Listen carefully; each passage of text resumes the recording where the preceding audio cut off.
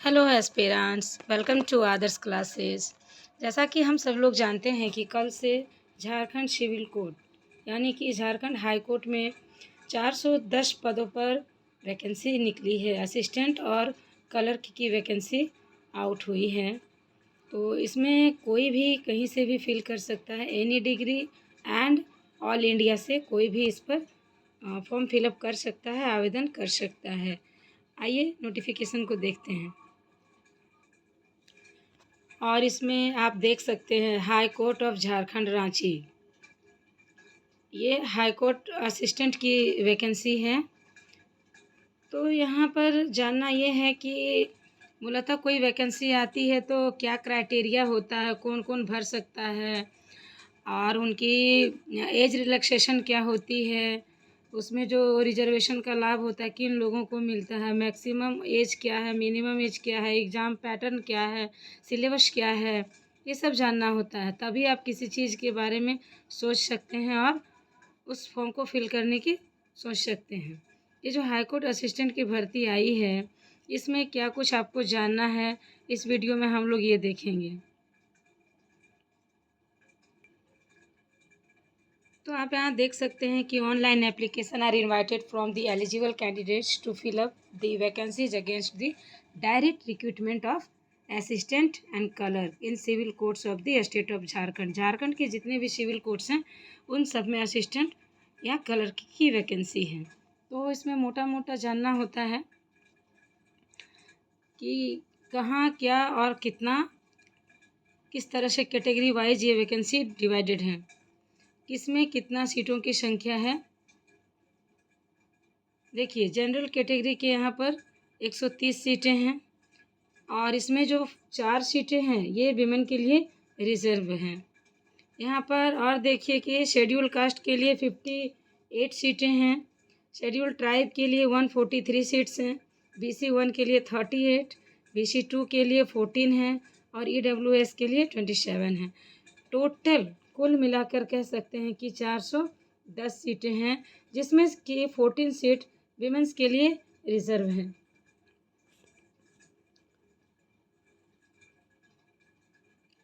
ये फॉर्म कब से फिलअप होगा ये यहाँ पे बताया जा रहा है कि स्टार्टिंग डेट इसका है 10 अप्रैल 2024 से ये फिलअप होना शुरू हो जाएगा और 9 मई तक ये चलेगा। 9 मई तक फिलअप होगा ये फॉर्म। उसके बाद नेम ऑफ द पोस्ट क्या है, कौन कौन सा पोस्ट है इसके लिए। पोस्ट है इसमें असिस्टेंट क्लर्क की और इसमें जो पे स्केल है आप देख सकते हैं यहाँ पर 4th पे स्केल आपको मिलेगी अगर आप सिलेक्टेड होते हैं तो। अच्छा, इसके लिए मिनिमम और मैक्सिमम क्वालिफ़िकेशन क्या है, ग्रेजुएशन होना चाहिए आपको, एक्विवेलेंट डिग्री होनी चाहिए किसी रिकॉग्नाइज्ड यूनिवर्सिटी से और साथ ही साथ आपको कंप्यूटर की नॉलेज भी होनी चाहिए, that is essential for you. अब यहाँ पर आप देख सकते हैं कि जब आप फॉर्म फिलअप करोगे तो कलर पासपोर्ट साइज़ फ़ोटो चाहिए, उसके बाद एप्लीकेंट का सिग्नेचर चाहिए और स्कैन सर्टिफिकेट चाहिए, जैसे कि रेसिडेंशियल हो गया, OBC हो गया, ये सारे आपको यहाँ पर स्कैन पेपर भी चाहिए, स्कैन करके आपको डालना भी पड़ेगा। इसके बाद हम लोग चलते हैं कि अगर इस फॉर्म को अगर हम फिल करते हैं तो फॉर्म को फिल करने के लिए आपको यहाँ पर देखिए, आप देख सकते हैं कि 500 आपको पे करना होगा। ये फॉर्म फिलअप करने में कितने पैसे लग रहे हैं, तो 500 लग रहे हैं जनरल कैटेगरी और BC 1 और BC 2 के लिए 500 और वहीं पर आपको ST SC कैटेगरी वालों के लिए 125 रुपीज़ लग रहा है। इसके बाद और इम्पॉर्टेंट इसमें क्या है कि ये इंग्लिश में ऑनलाइन फिल करना है आपको। आइए अब हम लोग इसके सिलेबस को हम लोग डिस्कस कर लेते हैं कि आखिर ये इस एग्ज़ाम का पैटर्न क्या रहेगा। तो आप यहाँ पर देख सकते हो कि रिटन टेस्ट है आपका 90 मार्क्स का है और उसके लिए आपको 2 आवर्स दिए जाएंगे, ठीक है।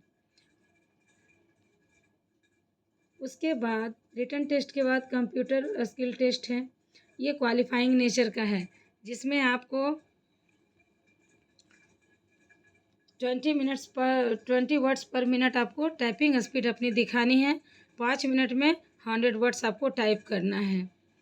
उसके बाद ये 3 फेज में होगा।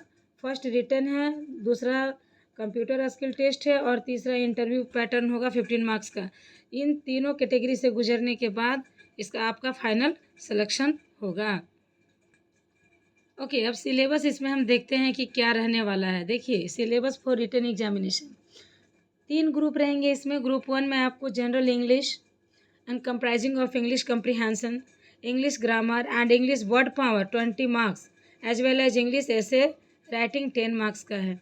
इसका मतलब है कि इंग्लिश कम्प्रीहेंशन चेक करेगा, वो आपका ग्रामर भी चेक करेगा, ये सब 20 मार्क्स के रहेंगे। वर्ड पावर चेक करेगा, एंटोनिम सिनोनिम ये सारे चेक होगा। उसके बाद आपको एक ऐसे राइटिंग का भी है जिसमें 10 मार्क्स है। ग्रुप बी में है ऑब्जेक्टिव जनरल नॉलेज रहेगा 30 मार्क्स का, और ग्रुप थर्ड में न्यूमेरिकल एबिलिटी रहेगा और रीजनिंग टेस्ट भी रहेगा। इट मीन्स कि मैथ रहेगा, रीजनिंग रहेगा, और ये आपका 30 मार्क्स का रहेगा। तो आप यहाँ पे देख सकते हैं कि तीनों ग्रुप में 30 मार्क्स डिवाइडेड हैं। कंप्यूटर स्किल टेस्ट में क्या है, computer skill test shall be qualifying in nature, ये क्वालिफाइंग नेचर का रहेगा, सिर्फ पासिंग मार्क्स लाना है। The merit list of the candidate for the purpose of appointment may be prepared on the basis of a written test to be followed by test for working and computers and knowledge of typing। तो आपको typing का knowledge भी होना चाहिए, क्योंकि वहाँ पर आपका टेस्ट लेकर के वो लोग देखेंगे। तो ये देखिए, यही था आपका मोटा मोटा। यहाँ पे आप ये देख सकते हैं, ये लास्ट वाली लाइन आप देखिए, candidate will be asked to type a passage of 100 words per words 20 words per minute के हिसाब से आपको करना होगा। यानी कि आपको 100 वर्ड्स टाइप करने के लिए 5 मिनट्स दिया जाएगा। इसके अंदर में ही आपको टाइप करके दिखाना होगा। तो ये जो मोटा मोटी आपका ओवरऑल एक सिलेबस था, एग्ज़ाम का पैटर्न था, मार्क्स थे। तो जो भी इंटरेस्टेड कैंडिडेट हैं इस फॉर्म को आराम से फिल कर सकते हैं और अपनी प्रिपरेशन पर आज ही से लग जाइए। किसी भी चीज़ को क्वालिफाई करने के लिए सबसे पहले आपको अच्छे से उस चीज़ के बारे में प्रिपरेशन करना होता है। उसके बाद अकॉर्डिंग टू योर प्रिपरेशन आपको एग्ज़ाम में बैठना है। तो अगर आप रियल में सक्सेस चाहते हैं, सफलता चाहते हैं और इसमें क्वालिफाई करना चाहते हैं, आज से अभी से ही इसकी तैयारी में लग जाइए, ताकि आप भी सिविल कोड का एक पार्ट बन सकें। Okay, thanks for watching.